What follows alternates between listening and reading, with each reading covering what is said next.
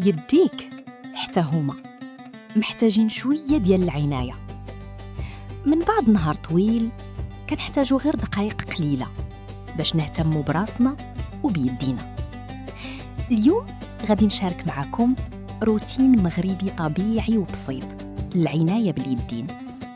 غادي نحتاجو غير 3 ديال المكونات: زيت الزيتون، شوية ديال العسل، والشوفان مطحون مزيان. كنخلطوهم مزيان حتى نحصلوا على خليط ناعم وسهل في التطبيق. من بعد كنحطو شوية على اليدين وكنعملو تدليك خفيف بحركات دائرية. خذوا هاد الدقائق كواحد اللحظة صغيرة ديال العناية والراحة، حيث حتى التفاصيل الصغيرة كتفرق.